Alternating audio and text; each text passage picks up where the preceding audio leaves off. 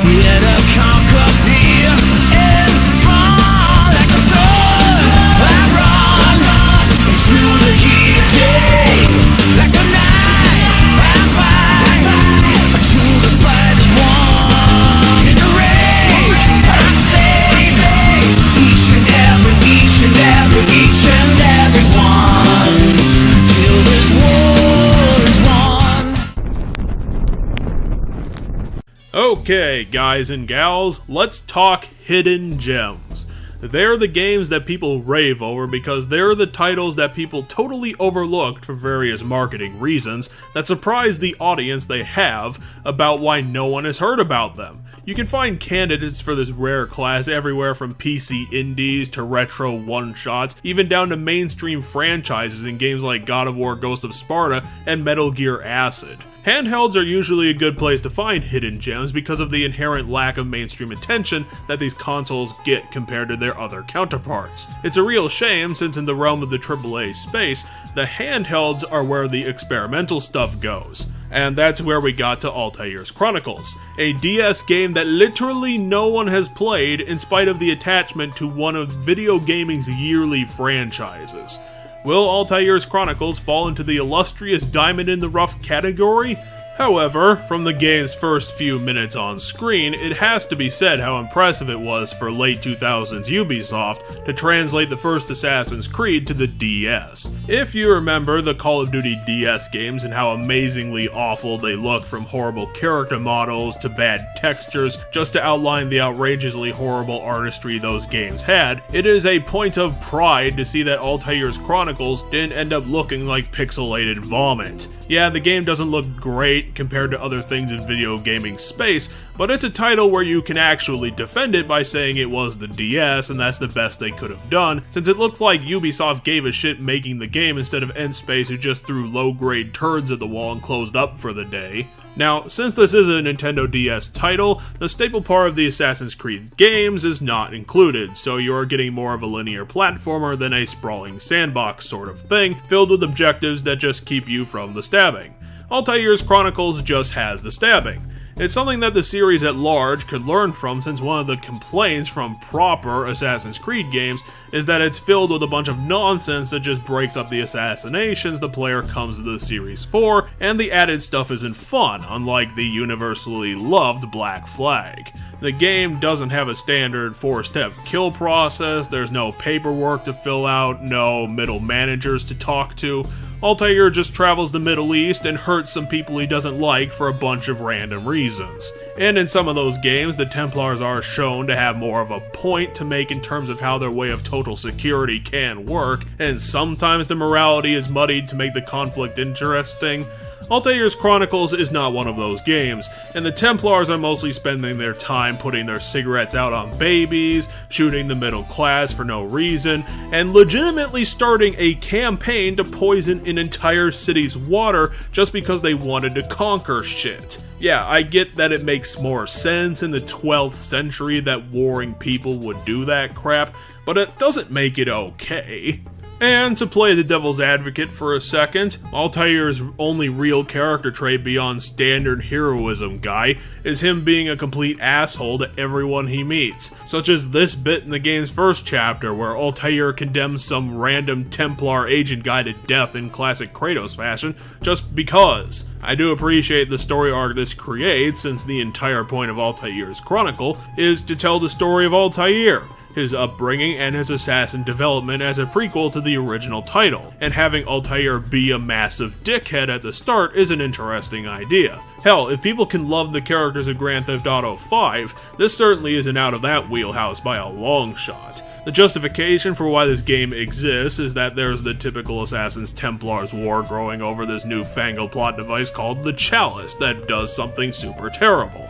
If I really try to remember, I think it grants the power to take over the Middle East, so Al-Mualim wants Altair to go find it because he wants to destroy the Chalice since he believes it's too powerful for humans to possess.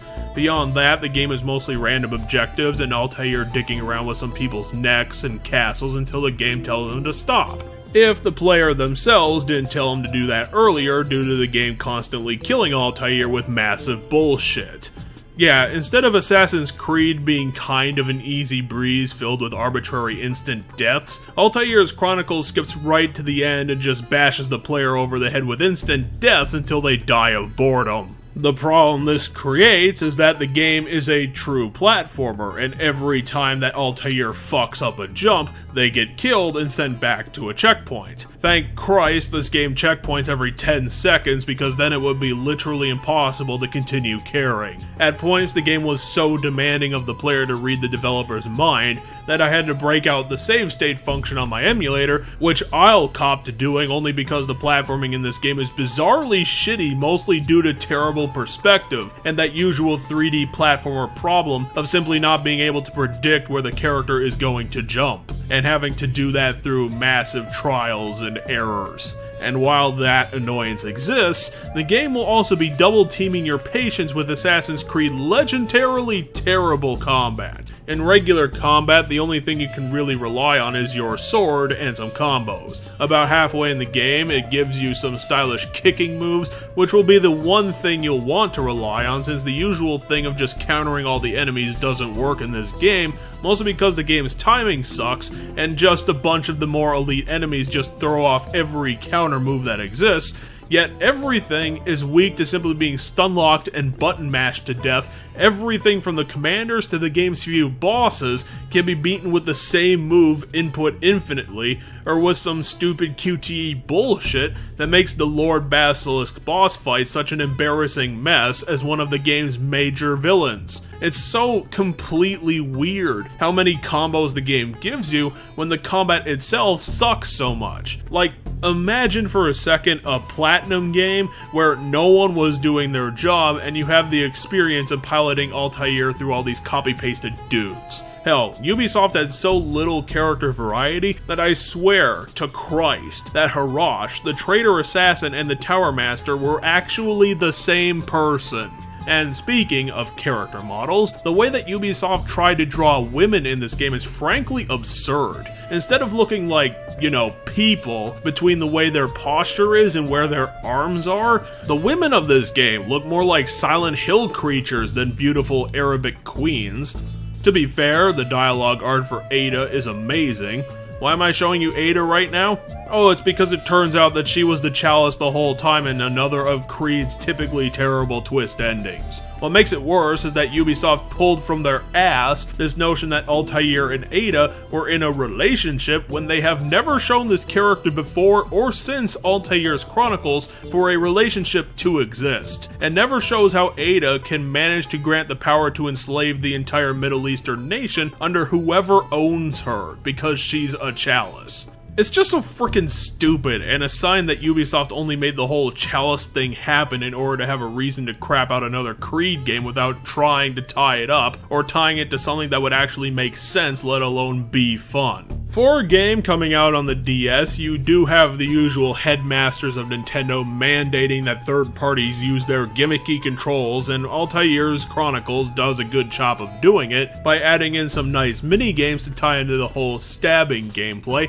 where you have to pickpocket and interrogate people by directly rifling in their pockets and poking them in the back. There's also a thing about uncovering treasure chests with the microphone that's used maybe twice in the whole experience, and that's pretty much it. You have the standard radar map on the bottom screen and can click on it to make things happen, otherwise you don't really got much. And just to outline how much of the story of this game was just stapled onto the product like those gimmicks, the game ends on a goddamn cliffhanger and the bad guys winning, yet somehow not also taking over the world with the successful Chalice heist. You already picked the wrong lane to go down when you base the twist ending on a never-before-seen character, Ubisoft. You also can't have the ending feel like it's going to be a multi-game arc so that you can just write the finish later. That's not how these things work, Ubisoft, especially in a Nintendo DS game that was never going to get a follow-up, or at least shouldn't have been assumed to get one. Maybe I shouldn't be too hard on Altair's Chronicles ending since you don't really play these yearly franchise titles for the story. It's mostly there to try and make a good game better, not be the central selling point, and to be fair again to Altair's Chronicles, the game looks nice, it pushed the envelope a bit with some pre-rendered cutscenes, and the soundtrack doesn't sound like a vinyl LP loaded with screws, and it has some nice vignettes like Altair escaping a situation Halo style by fleeing on a catapult. So it's got some nice playability in the level-to-level missions, but as an experience overall, it's certainly lacking in most everything you want a game to be. The constant instant death platforming that is the game's core idea gets patience grinding pretty damn fast in the late game, and the lack of a coherent story to draw on the players leaves the game's quality hinging on its missions, which are pretty hit and miss due to how much time each bit could get development from its master Ubisoft. Overall, Altair's Chronicles is one of those games that signifies the whole good for the console it was made on games, where it has decent presentation, gameplay, and writing that you wouldn't normally expect from the console it came off on, a game that does something new with the handheld and can still have the requisite amount of fun to be a video game. The title's pretty short, and since it doesn't tie in anything major to the franchise, it will be swiftly forgotten as the Chalice escapes over the horizon to never be heard from again, and the rest of the series will continue on as well without it. I'd recommend it to the Creed fans and people who can find a copy of it on the cheap, or to emulate the game because it does feel like an oddly good game coming from the bargain bin. Not a game that earns hidden gem status, yet it's decent enough to exist. So with this game of stabbing over with, next week we'll be getting into the series proper with Desmond and all the guys and gals at the original game. I'll leave you this scoreboard to tie up Altair's character arc,